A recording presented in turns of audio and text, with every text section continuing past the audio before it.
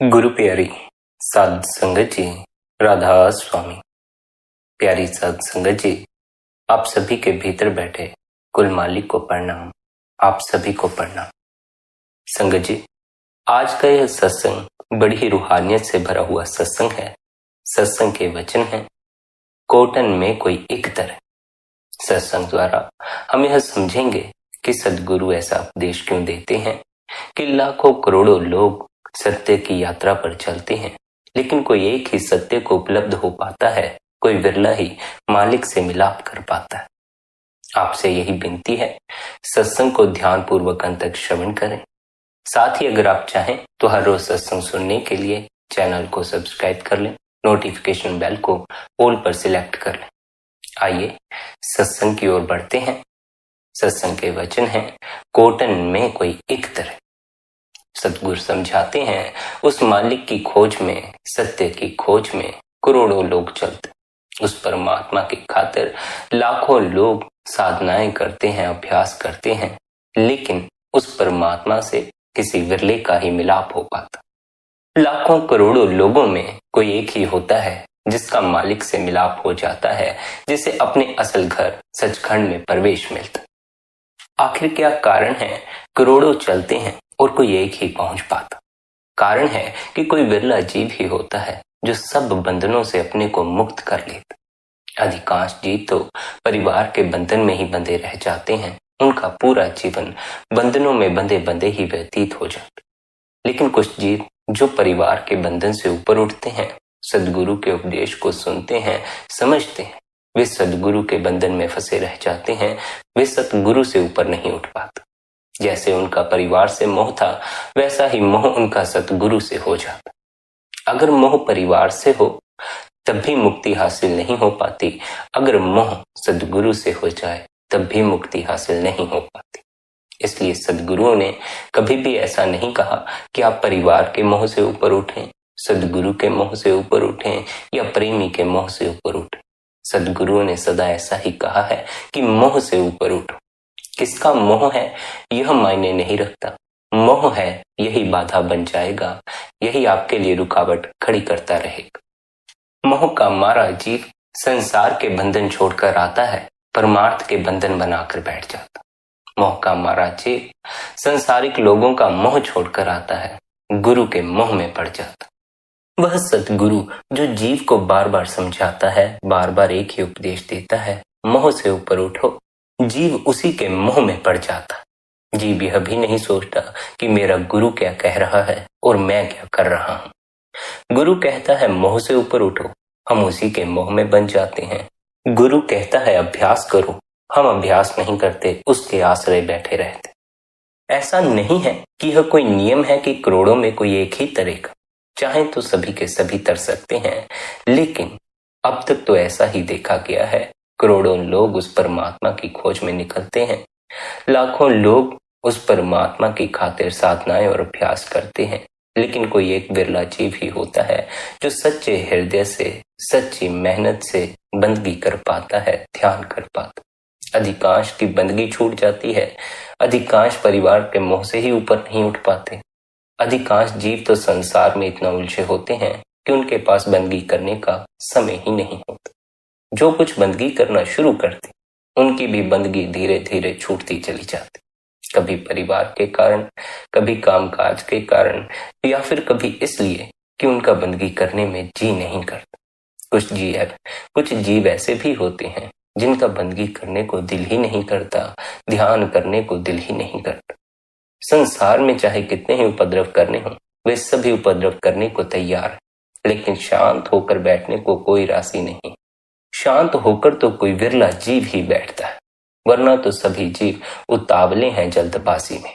संसार में तो जल्दबाजी दिखाते ही हैं, अध्यात्म के मार्ग पर भी जल्दबाजी ही दिखाते। करोड़ों चलते हैं और एक पहुंचता है तो केवल इसलिए क्योंकि वह एक मार्ग पर ठहर नहीं जाता है, आगे से आगे उन्नति करता चला जाता।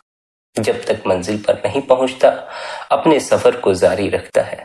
जब मंजिल पर पहुंच जाता है, फिर वहां पहुंचकर तो आराम ही आराम है। फिर कैसा सफर, फिर कैसी थकान। बहुत से जीव मंजिल से पहले ही रुक जाते, मंजिल से पहले मार्ग पर कई तरह के प्रलोभन हैं। जैसे हम बाजार से अपने घर की तरफ आते हैं तो बाजार से हमारे घर की तरफ आते हुए रास्ते में कई दुकानें, कई तरह के लोग मिल जाते। अगर हम सारा दिन दुकानों में ही भटकते रहें, लोगों में ही भटकते रहें, तब फिर शायद ही कभी हम अपने घर पहुंच पाएंगे। ऐसा ही सत्य के मार्ग पर भी है। जब हम उस मालिक की खोज के लिए निकलते हैं, अपने असल घर पहुंचने की यात्रा शुरू करते हैं, सफर पर निकलते, तो रास्ते में कई तरह के प्रलोभन खड़े हो जाते, रिद्धियां सिद्धियां खड़ी हो जाती हैं, अहंकार खड़ा हो जाता है, मोह खड़ा हो जाता है। जब हम इन्हीं में उलझे रह जाते हैं, इन्हीं के साथ सफर में मग्न हो जाते हैं, तो धीरे धीरे मंजिल को भूलते चले जाते। जब जीव मन में लिप्त हो जाता है, धीरे धीरे फिर उसे मालिक की याद भूलना शुरू हो जाती। मन जीव को इतने प्रलोभनों में फंसाता है कि जीव अपना नफा और नुकसान ही भूल जाता। जीव भूल जाता है किन कारणों से उसके जीवन में दुख उत्पन्न होगा, किन कारणों से उसके जीवन में सुख उत्पन्न होगा। बस मन के प्रलोभन प्यारे लगते हैं, इसलिए दुख सुख की भी फिक्र नहीं करता। यह भी नहीं सोचता कि कहीं मेरी जिंदगी इन्हीं कारणों की वजह से तबाह न हो जाए। इसलिए सतगुरु सदा समझाता है, जब भी परमात्मा की यात्रा पर निकलो तो मन के प्रलोभनों से बचना, न रिद्धि सिद्धियों के बहकावे में आ जाना, न ही किसी दिव्य शक्ति के बहकावे में आ जाना, न ही मोह के बहकावे में आ जाना, न ही अहंकार के बहकावे में आ जाना। यह बात सदा स्मरण रखना।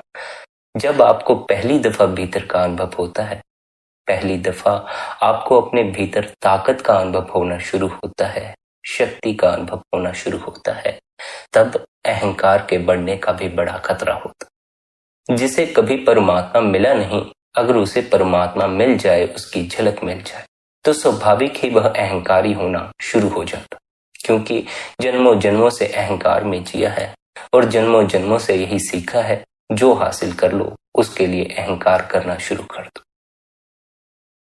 मालिक की झलक मिलने के बाद यह अहंकार भी पकड़ना शुरू हो जाता है कि मैं तो दूसरों से ज्यादा पुण्यात्मा, दूसरे गलत मार्ग पर चल रहे हैं, मैं सही मार्ग पर चल रहा हूं। दूसरे परमात्मा से वंचित हैं और मैंने परमात्मा को देखा हुआ। ऐसा अहंकार जीव की तहस नहस कर देता। इसलिए जीव की असल परीक्षा तो तभी होती है जब वह मालिक का दर्शन करता है और उसके दर्शन करने के बाद भी निर्मल बना रहता। यह परीक्षा इतनी आसान नहीं होती है। जिसे परमात्मा मिल जाए वह उसके मिलने का अहंकार ना करे, यह उम्मीद करना कठिन होता है।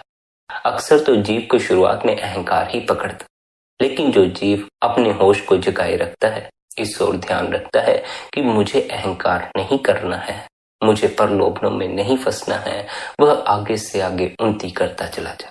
जो अहंकार के वश हो जाते हैं, अहंकार में डूबते चले जाते हैं, रिद्धियां सिद्धियां हासिल होने के बाद लोगों को चमत्कार दिखाने शुरू कर देते हैं, लोगों से वाहवाही बटोरना शुरू कर देते हैं, दूसरों को ज्ञान देना शुरू कर देते हैं।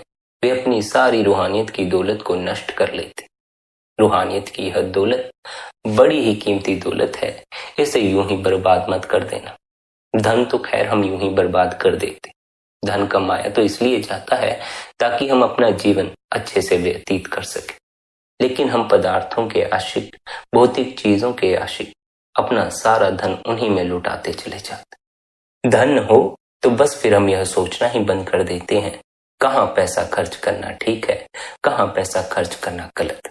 बस हम लुटाने में लगे रहते हैं, क्योंकि मिल गया है, जो मिल जाता है उसकी कदर होना बंद हो जाती। जैसे यह देह मिली हुई है, इसलिए इसकी कोई कदर नहीं। जिनकी चिंती है उन्हें कदर पता चलती है, वे रोते हैं, वे तड़पते। जो जो जीव को मिलता चला जाता है वही वही उसके लिए व्यर्थ होता चला जाता है, और जो नहीं मिलता उसकी तरफ आंख खड़ी रहती। जो मिला है उसके तो शुक्रगुजार हो जाओ, मिला है तो कदर भी करो, क्या पता यह भी ना मिला होता।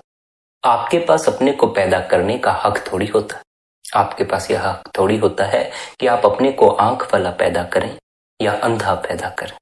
आपके पास यह हक थोड़ी होता है कि आप अपने को बहरा पैदा करें या सुनने वाला पैदा करें।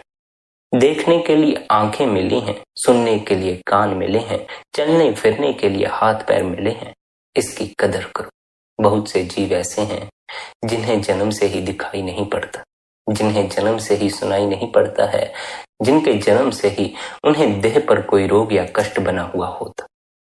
हमें अगर यह स्वस्थ देह मिली है, इसका हर उपकरण अच्छे ढंग से काम करता है, तो हमें इसके लिए उस मालिक के शुक्रगुजार होना चाहिए। जब आप उस मालिक का शुक्राना करना शुरू करते हैं, उसकी रजा में रहना शुरू करते हैं, तब धीरे धीरे आपका जीवन भी बदलना शुरू हो जाता। उस मालिक का निरंतर शुक्राना करने से आपके हृदय में एक तो उसकी याद बैठती है, दूसरा उसे याद करने से हमारे भीतर निर्मलता आती है। हमारे भीतर जो गलत विचार उठते हैं, वे विचार दूर होते चले जाते। जिस समय आपके भीतर गलत विचार उठे हों, नेगेटिव ख्याल चल रहे हों, उस समय अगर आप मालिक का नाम लें, सच्चे हृदय से उस मालिक को याद करें, तो अवश्य ही आपके वे नकारात्मक विचार विलीन होना शुरू हो जाएंगे। पर होता क्या है? होता इससे विपरीत है। जब हमारे भीतर कोई गलत ख्याल उठता है, तब हमारे लिए मालिक का नाम लेना बड़ा ज्यादा मुश्किल हो जाता। उस समय अगर कोशिश भी की जाए उस परमात्मा को याद करने की, तब भी उस परमात्मा को याद करना इतनी आसान बात नहीं होती। बार बार गलत ख्याल सामने आकर खड़े हो जाते हैं, बार बार ध्यान मालिक के नाम से हटकर गलत ख्यालों की तरफ चला जाता, मन की तरफ चला जाता है। कोई ऐसी बात हो गई है जिससे हमें दुख पहुंच रहा है, उस बात की तरफ ध्यान अपने आप ही चला जाता। पर इसी समय का तो हमें लाभ उठाना है। जब हमें भीतर दुख का अनुभव हो रहा है, किसी गलत ख्याल के उठने का अनुभव हो रहा है, उस समय ही हमें मालिक को याद करना है, क्योंकि उस समय जो मालिक से जुड़ गया वह फिर हर पल मालिक से जुड़ा ही रहता। अगर आप दुख में मालिक से जुड़ गए तो फिर सुख में भी मालिक से जुड़ जाए।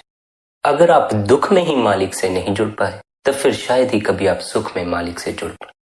अगर दुख भी आपको परमात्मा के प्रति जगा ना सके, उससे मिलन की तड़प आपके भीतर पैदा ना करे, तब फिर सुख तो ऐसा कभी भी नहीं करने वाला। सुख में तो बड़े कम विरले जीव होते हैं जिन्हें मालिक की याद आती है, जो उस मालिक की याद में बंदगी में बैठते हैं, ध्यान में बैठते। अधिकांश जीव तो दुख में ही परमात्मा को याद करते हैं, लेकिन याद करके भी वे उसे याद नहीं कर पाते। परेशानियां सर पर बनी हैं, चिंताएं सर पर बनी हैं। गुरु का उपदेश भी याद आता है कि इन सब से ऊपर उठने के लिए बंदगी करो, ध्यान में बैठो, उस मालिक का नाम लो। लेकिन गुरु के उपदेश को सुनने के बाद, यह जानने के बाद कि इस उपदेश की पालना करके ही हम दुखों से ऊपर उठ सकते हैं, इसके बावजूद भी हमारे लिए मालिक का नाम लेना कठिन होता चला जाता। यह जानते हुए भी कि बंदगी हमें हर परेशानी, हर चिंता से ऊपर उठा देती है, फिर भी चिंता और परेशानी में हमारे लिए बंदगी करना कठिन हो जाता। यूं ही नहीं, लोग आकर कहना शुरू कर देते हैं कि जी पहले हमारी समस्याएं दूर कर दो, फिर हम अवश्य ही बंदगी करेंगे, अवश्य ही ध्यान में बैठेंगे। वे चाहते हैं पहले हमारे दुख दूर हो जाएं, फिर हम मालिक को याद करें। फिर उस मालिक को याद करोगे तो करोगे किस लिए? अगर सुखी ही हो गए तो फिर उस मालिक की याद नहीं आने वाली। सुखी आदमी उस परमात्मा को भूल जाता है, और अगर उस परमात्मा को याद रखता भी है, तब भी अहंकार के कारण ही याद रखता है। जो धनी हो जाते हैं, यह मत समझना कि वे परमात्मा को इसलिए याद करते हैं कि उन्हें परमात्मा की याद आती होगी, उससे मिलन करना चाहते हैं। कुछ भय के कारण याद करते हैं, कुछ अहंकार की पुष्टि के लिए याद करते, कुछ डरते हैं कि जितना धन इकट्ठा किया है कहीं यह भी छिन ना जाए, कहीं यह बीमारियों में ना लग जाए, कोर्ट कचहरियों में ना लग जाए, या फिर किसी अन्य कारण से हमारा धन हमसे छिन ना जाए। इसलिए उन्हें फिर मालिक की भक्ति करनी पड़ती। मालिक को ढाल बना लेते हैं, ढाल के पीछे अपने धन की रक्षा करने की कोशिश करते। सोचते हैं दिन रात मालिक की पूजा पाठ करेंगे, वह हम पर कृपा बनाए रखेगा, हमारे धन को सुरक्षित रखेगा, हमें बीमारियों से बचाए रखेगा, कोर्ट कचहरियों के मसलों से बचाए रखेगा। वह मालिक थोड़ी आपको कोर्ट कचहरियों के मसलों से बचाएगा, उनसे तो आपको स्वयं बचना। पहली बात तो जीवन में ऐसा कुछ करो ही मत कि कोर्ट कचहरियों तक जाना पड़े, थानों के चक्कर लगाने पड़े। दूसरी बात, अगर ऐसा कोई मसला जीवन में खड़ा कर ही लिया है तो अब उसका निपटारा भी स्वयं से करो। दूसरे पर जिम्मेदारी मत थोपो, उस मालिक पर ही जिम्मेदारियां मत फेंकते रहो। खुद कुछ करो, उसने हाथ पैर बख्श रखे हैं, दिल बख्श रखा है, दिमाग बख्श रखा, अपनी अकल का इस्तेमाल करो, लेकिन यह बात स्मरण रखो, कुछ चीजें जीवन में ऐसी होती हैं जिन्हें बदलना मुश्किल होता चला जाता। क्यों? क्योंकि उन्हें बड़ी पहले बदला जा सकता था। पहले अगर उन परिस्थितियों में कुछ बदलाव किए होते तो शायद आज जो परिस्थिति हमारे सामने आकर खड़ी हो गई है यह हमारे जीवन में नहीं होती। लेकिन हम बड़ी बाद में जाकर इस ओर गौर करते हैं, तब गौर करते हैं जब सब बिगड़ चुका होता। जैसे हम फसल बोते हैं तो फसल की देखभाल शुरुआत से ही शुरू कर देनी पड़ती। शुरुआत से ही इस बात का ख्याल रखना पड़ता है कि कहीं अंत में फसल बिगड़ ना जाए। बाद में बेहतर परिणाम निकले उसके लिए पहले ही फसल को बेहतर पानी देना पड़ता है, बेहतर कीटनाशक दवाइयां डालनी पड़ती हैं, बाड़ लगाकर फसल को जानवरों से बचाना पड़ता। पर अगर कोई कहे जी मैं तो फसल की कटाई के समय ही फसल की देखभाल की तरफ ध्यान दूंगा, पहले तो मैं इस ओर कभी ध्यान दूंगा ही नहीं, तो अंत में उसका नतीजा क्या निकलेगा? उसका यही नतीजा निकलेगा, अंत में जो वह फसल काटेगा वह बिल्कुल ही खराब होगी, उससे उसके जीवन में उसे कोई लाभ प्राप्त नहीं होगा। ऐसा ही हमारे जीवन के संबंध में भी है। जो हम करते हैं हमें उसकी पहले संभाल करनी पड़ती है। हमें करने से पहले यह देख सोच लेना पड़ता है क्या यह करना हमारे लिए ठीक है या ठीक नहीं है। देखो, संसार के हिसाब से ठीक और गलत की परिभाषा बिल्कुल भिन्न है। संसार उन बातों को गलत और सही मानता है जो कि मन द्वारा कही जाती हैं, लेकिन आध्यात्मिक मार्ग पर सही होता है उस मालिक की रजा में रहना और गलत होता है मन के पीछे चलना, मन के कहे अनुसार कर्म करते जाना। इसलिए जो जीव अध्यात्म के मार्ग पर चलते हैं, अंतस के मार्ग पर चलते हैं, उन्हें सद्गुरु संसारिक भेदभाव से ऊपर उठने को कहता। संसार के भेदभाव में फंसे रहे तो संसारिक नियमों के अनुसार ही, संसारिक परिभाषा के अनुसार ही गलत और सही में फर्क कर पाओगे। संसार कहेगा मन की बात, अगर मन ने कहा यह सही तो वह सही हो गया, अगर मन ने कहा यह गलत तो वह गलत हो गया। लेकिन अध्यात्म उस मालिक की बात करता। अध्यात्म कहता है जो वह परमात्मा करता है वह सही होता है, जो यह मन करवाता है वह गलत होता। इसलिए सद्गुरुओं ने सदा मन का साथ छोड़कर उस मालिक की रजा में रहने का उपदेश दिया। हमारे जीवन में कुछ गलत हो जाए तो हम मन के कहे चलते हैं। मन कहता है यह तो गलत हो गया, लेकिन जो असल भेद को समझते हैं, असल रहस्य को समझते हैं, वे जानते हैं जो मालिक करता है वह सही ही करता। यही कारण भी है कि मालिक की खोज में निकले करोड़ों लोगों में कोई एक जीव ही उस तक पहुंच पाता। सभी जीव उसकी रजा में राजी नहीं हो पाते। सभी जीव इस बात से राजी नहीं हो पाते कि जो हमें मिला नहीं उसमें मालिक की कोई रजा होगी, हमारा भला होगा, यह हमारे लिए सही ही हुआ।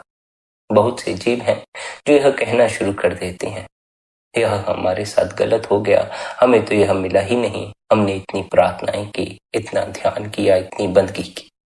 जो यह कहना शुरू कर देते हैं कि हम इतने सालों से बंदगी कर रहे हैं, इतने सालों से अभ्यास कर रहे हैं, हमें तो कुछ भी अनुभव नहीं हुआ, उन्हें यह पता नहीं होता कि अभी वे मालिक की रजा में राजी नहीं हो पाए।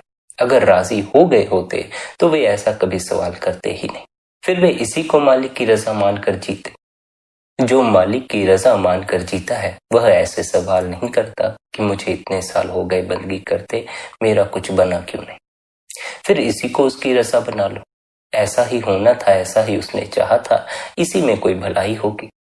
लेकिन जीव के लिए उसकी रजा में राजी हो पाना बड़ा कठिन हो जाता।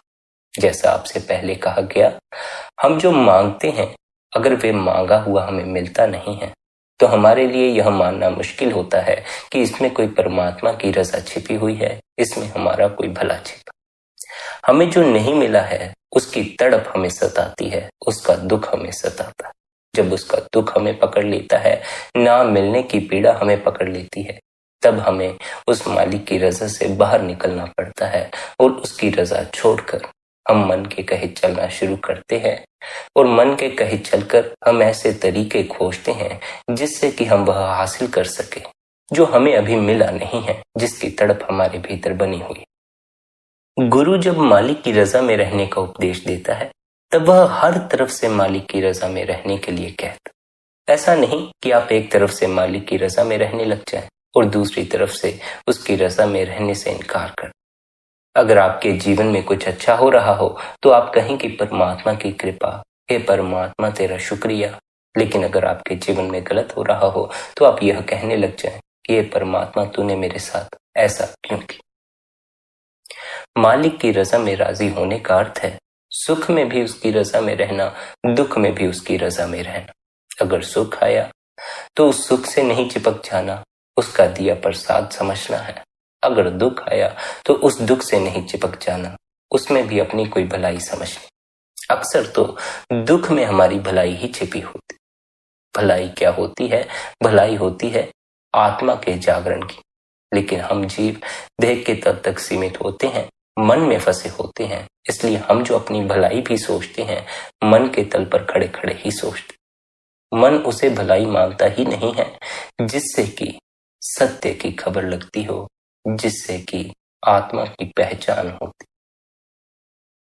मन को तो भलाई वहीं नजर आती है जहां आत्मा मूर्छित होने की कगार पर पहुंचे, जहां आत्मा की दूर दूर तक कोई खबर ना लगे, उस परमात्मा से मिलने का कोई मार्ग नजर ना आए।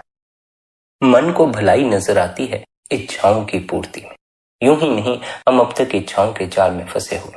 ऐसा तो नहीं कि आज ही संत सद्गुरु इस संसार में हुए।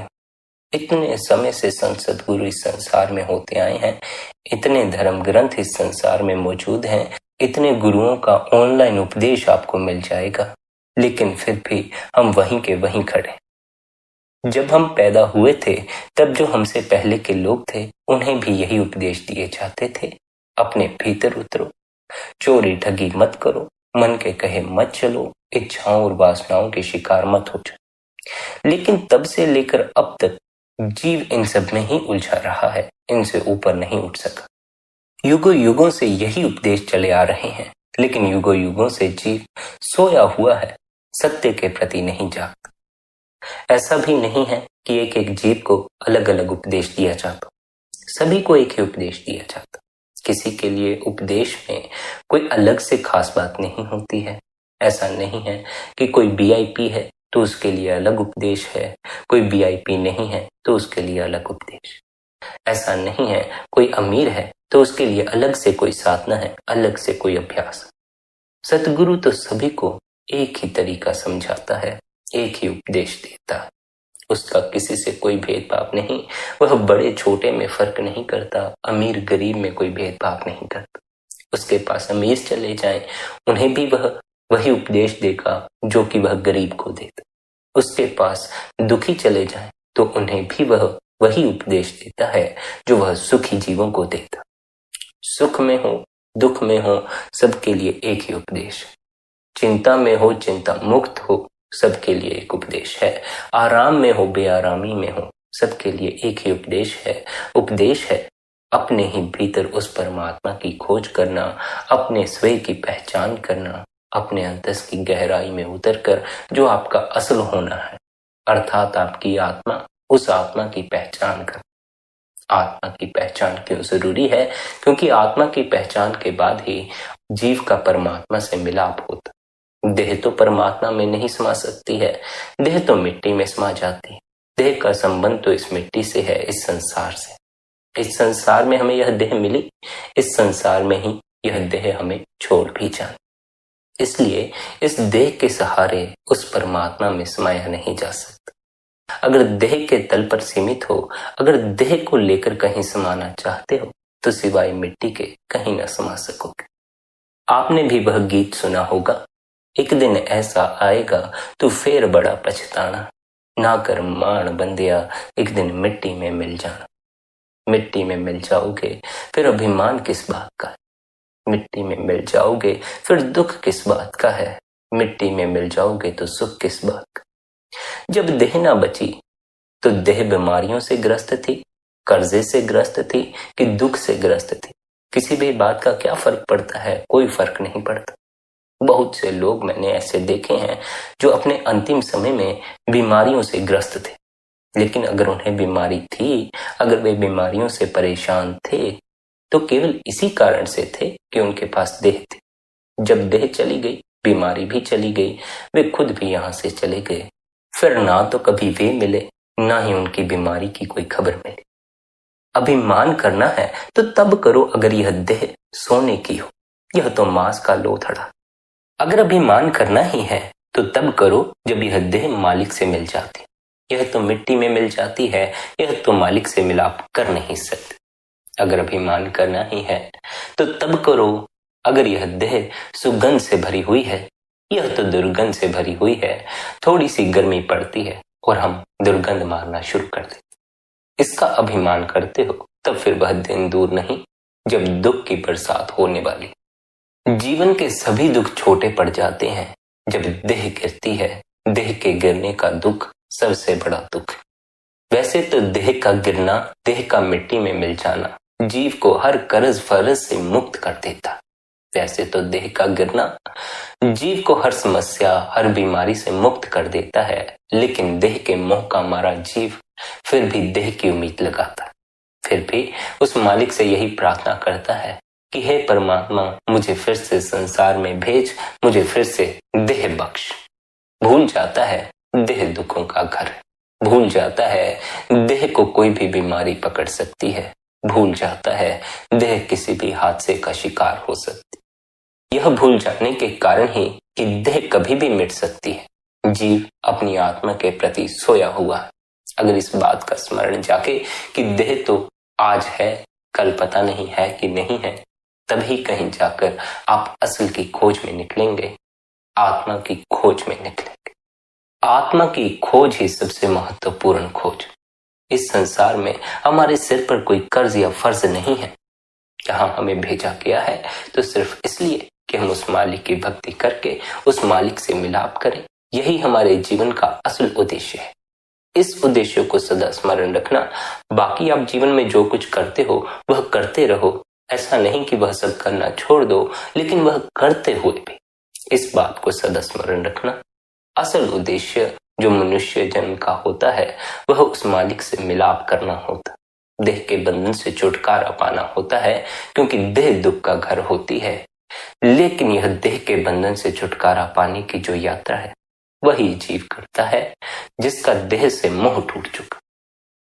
सभी जीवों का देह से मोह नहीं टूट पाता, अपनी से नहीं टूट पाया, इसलिए सभी जीव मालिक तक पहुंच नहीं पाते। चलते तो लाखों करोड़ों लोग हैं, पहुंचता कोई एक बिरला जीव ही है। उस एक बिरले जीव के पहुंचने का यही कारण है कि वह देह के मोह से ऊपर उठ जाता, वह देह के तल पर खोज करनी बंद कर देता है, आत्मा के तल पर खोज करनी शुरू कर देता। वह देह के तल पर जीना बंद कर देता है, आत्मा के तल पर जीना शुरू कर देता। मन कहता है देह के तल पर जीने में भलाई, देह को पकड़ो, देह को पकड़ोगे तो बहुत कुछ संसार में हासिल कर सकोगे। लेकिन मन कभी यह नहीं कहता उस परमात्मा की पहचान करो, अपने भीतर बैठी आत्मा की पहचान करो। क्या आपने कभी सोचा है मन ऐसा क्यों नहीं कहता? क्या आपने कभी सोचा है कि मन कह देता है फिल्म देख लो, सिनेमा घर में जाओ, बाजार जाओ, परिवार बना लो? ऐसा क्यों नहीं कहता कि मालिक के पास चले जाओ, सदा उसकी शरण में लीन हो जाओ, सदा के लिए उससे मिलाप करो? मन ऐसा कह भी नहीं सकता।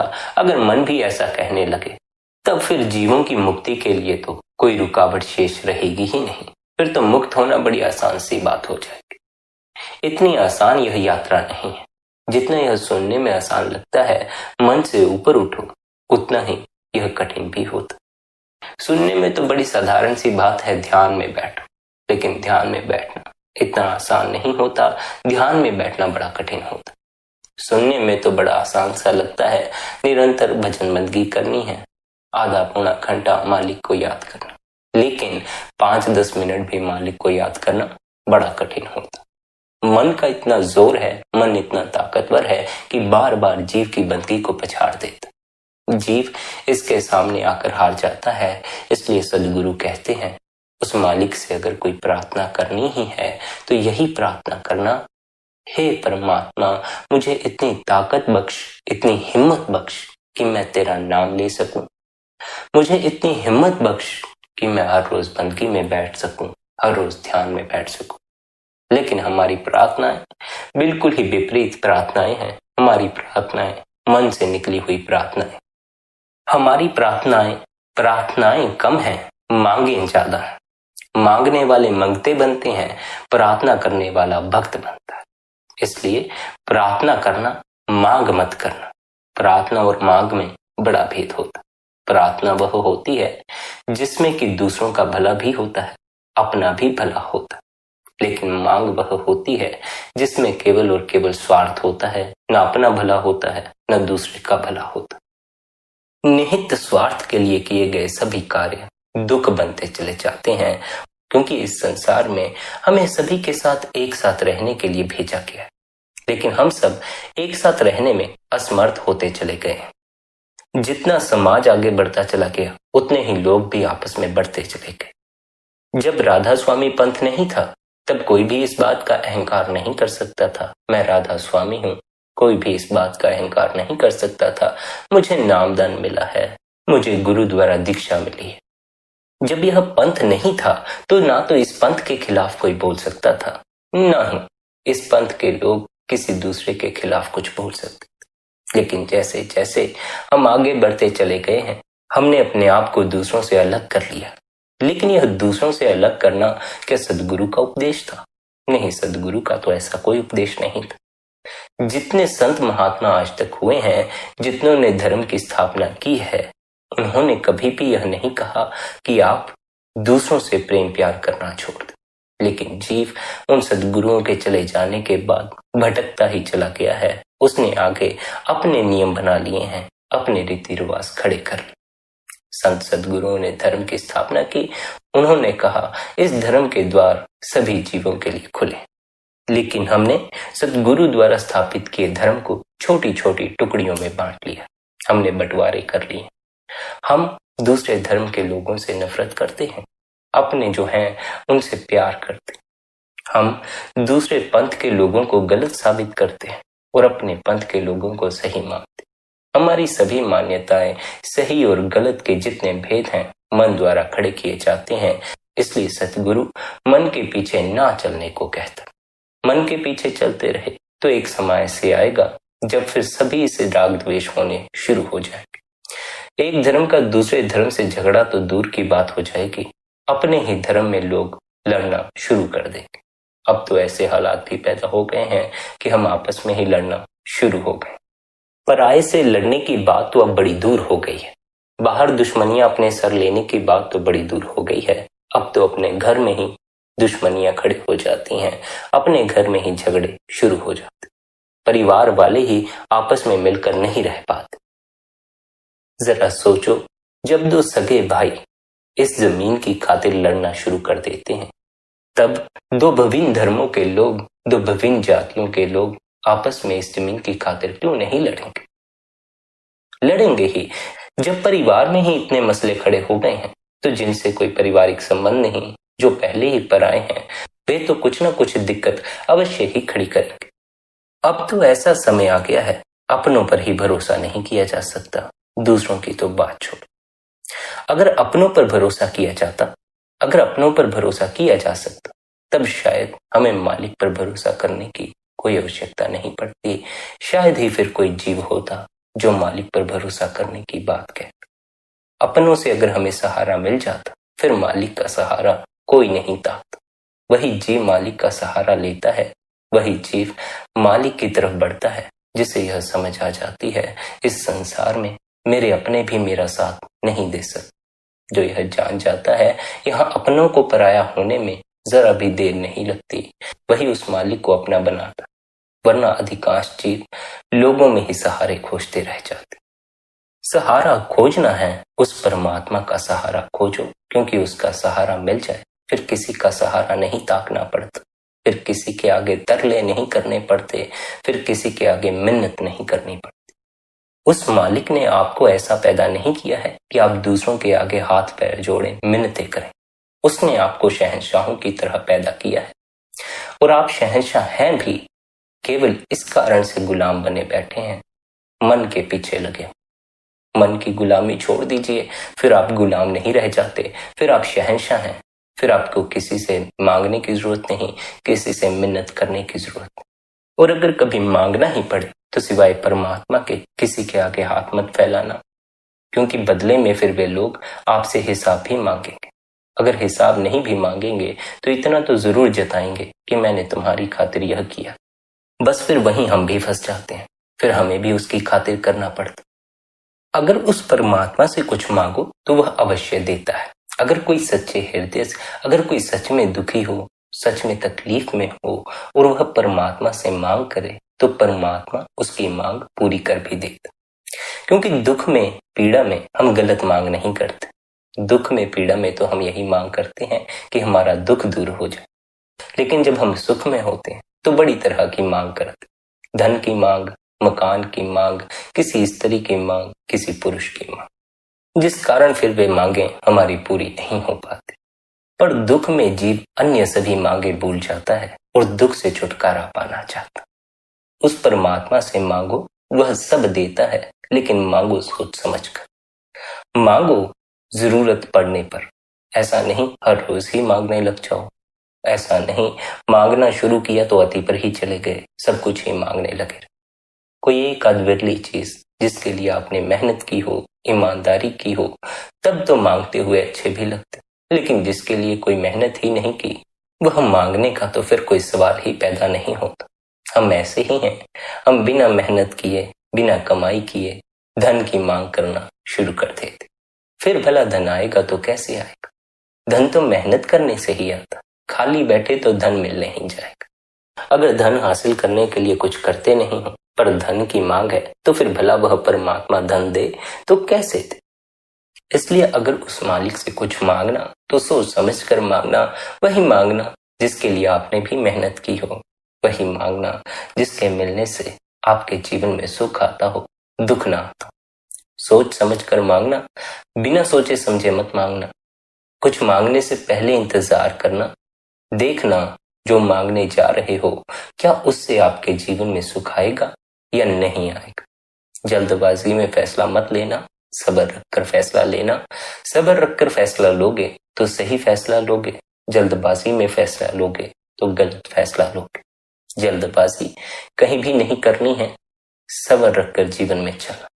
चाहे आप संसार के मार्ग पर चलें, चाहे अध्यात्म के मार्ग पर चलें, सब्र रखकर चलें। सब्र की जरूरत है। अगर जीवन में सब्र हो तो सब मिल जाता, अगर सब्र ना हो तो मिला हुआ भी छिन जाता। इसलिए सब्र कर बंदगी करनी है, उतावले नहीं हो जाना है। ऐसा नहीं करना है कि मैंने अभी बंदगी की है, अभी मुझे मिल जाए। ऐसा भी नहीं करना है कि मुझे 2 महीने हो गए, 3 महीने हो गए, साल हो गया तो मुझे कुछ अनुभव क्यों नहीं हुआ। मालिक की रजा में रहो। मालिक जानता है कब आपको क्या देना है, कब आपके लिए क्या सही रहने वाला। पर हम मन के कहे सोचते हैं, मन के कहे चलते हैं, इसलिए मन कहता है नहीं, हमें अभी दे दो जो हमें चाहिए।